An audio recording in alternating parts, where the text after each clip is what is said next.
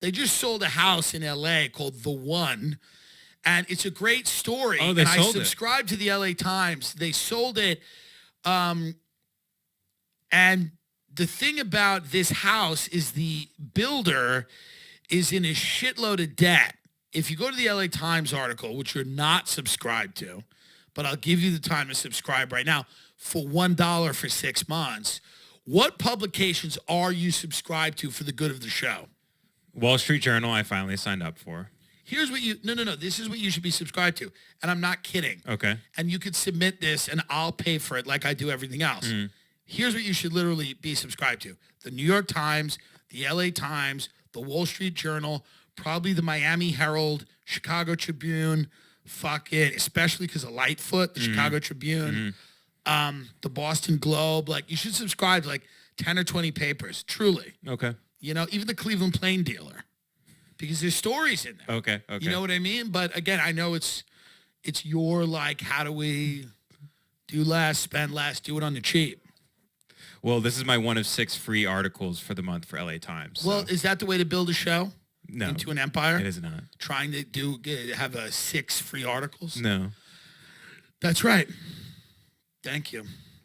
Well, this article is cool because the guy that built this house took a $90 million subprime loan from a company called Westlake Financial, which does hard money loans, which means loans you can't get in the traditional banking system.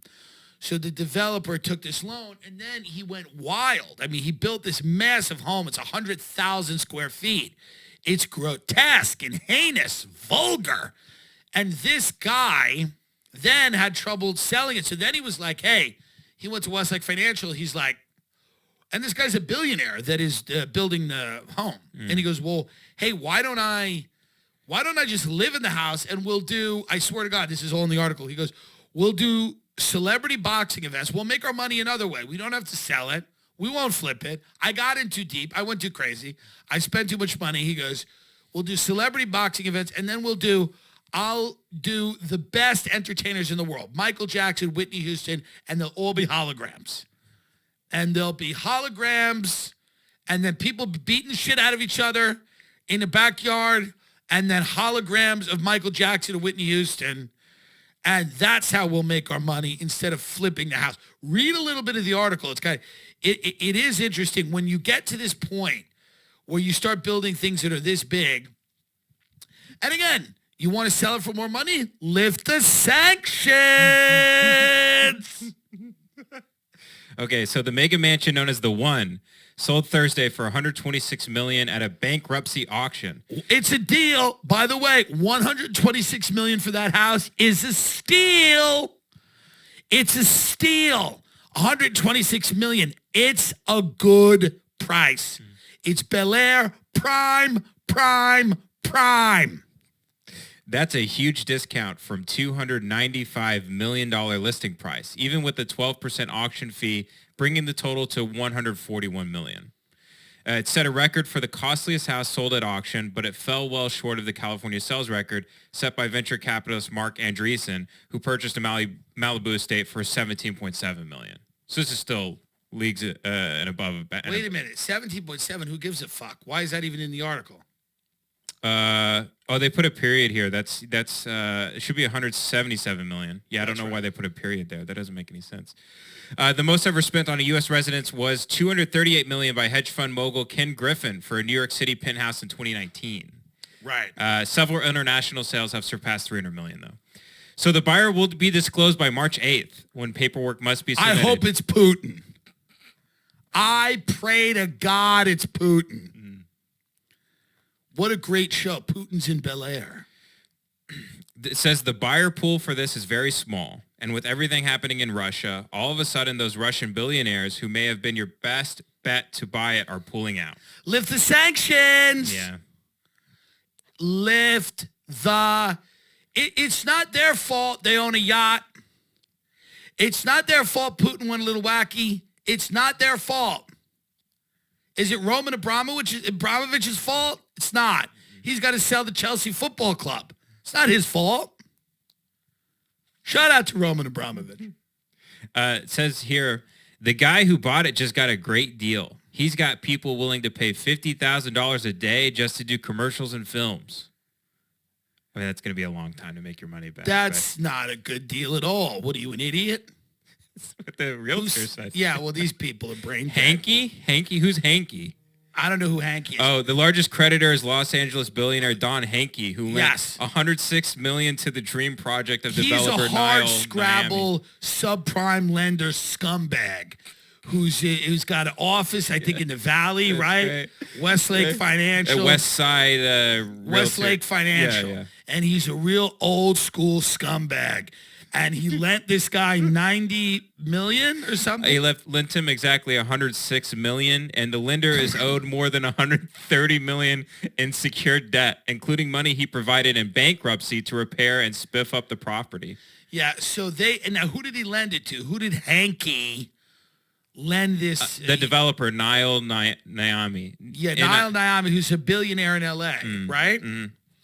I believe. He's a developer. Let me see if he's a billionaire. I don't know if he is. He might not be. I guess he's not if this is all happening. He's an American former film producer turned real estate developer who's built and sold multi-million-dollar mansions. Does he have a net worth? Oh, he did Point Blank. Interesting. Let me see his net worth. Niall's net worth is $6 billion. Yeah, he's a billionaire. And they're still fighting over this. And the guy from Westlake Financial is also a billionaire. Interesting. What's his worth? Don Hankey? Yeah, Don Hankey. He's just an old school. He's one of the last subprime lenders. Hard money, baby. God, it gives me a hard cock. What a beautiful thing. $5.5 billion. So you have two billionaires fighting over this house, the debt that was lent to build this. By the way, go Google this thing. It is heinous. And I say that fully understanding and appreciating how ostentatious and vulgar LA homes usually are. This is especially grotesque. It is ugly in a way that is hard to describe. It is aesthetically displeasing. It is a big waste of money. Truly. It is a big waste of money. It is only for some billionaire that wants to say, that they own the most expensive home in America. And obviously this isn't, but it was supposed to be. It was listed for $295 million. It was supposed to be the most expensive home in America. So again, who would want that? Oligarch, a sheik, Saudi, somebody, Chinese amusement park tycoon, Russian fertilizer magnate. It's a small buyer's pool. But I mean, go look at this house, and they call it the one. It is obnoxious beyond anything that you can even. It's not even nice. Are you looking at it? Yeah, it's in the article. I mean, it has like a moat around it. Yeah. It's like a swimming pool. Yeah. And it looks like a moat. Yeah, it's dumb. But I'm rooting for Don Hankey, the hard money lender. Yeah, so he took over his father's dealership in 1972, and he built the Hankey Group, and its main business being Westlake Financial Services, which makes subprime car loans. Here's the thing with a guy like Don Hankey. No matter how much money he has, they still treat him like scum. Like that other guy, Niall's a developer, and he hangs out with the beautiful people. And Don Hankey is he's a sunburned, low-class scumbag. He is actually. Yeah, I'm looking him up. No, he's a real drunk. And no matter what, he's not in that Hollywood glitterati, respected. He's an unfortunate looking guy. Even though he's a billionaire, he's a used car salesman. Yes. He's got the stink of used cars on him. And he got swindled into lending this Niall, this Hollywood playboy, real estate developer, film producer, probably just fucking tens all day. And Don Hankey. The name Hankey sounds like handkerchief. He is but that's why I root for him, because he's just got soot on his red, sunburnt face. And he's just trying to recoup his money. And even though he's a billionaire, you just look at him, you go, he's one of those where they don't want him in the club. They don't want him in the country club. They don't want him anywhere. He's got a couple of properties in Malibu, but like they don't want him anywhere. They don't want Don Henke. This was expected to hit the market at $500 million when they first built it. They were mentally ill here. Yeah, they really took a bath here. And the buyer is going to be revealed March 8th. March 8th. Who do you think it's going to be? Well, it's 105,000 square feet, right? You have a Big 50-seat theater. You have 9 bedrooms, multiple kitchens. This is big. This is a big, big place. It's gotta be. So it's probably not a Russian oligarch, right? Yeah. It's probably not a Russian. I hope it's Nancy Pelosi. It's probably not a Russian. Probably not a Russian. It's an Arab. So it's probably a Saudi. It's an Arab. It may not be a Saudi. Mm. Could be a Qatari. Somebody from the United Arab Emirates. It's an Arab. Or it's somebody from China.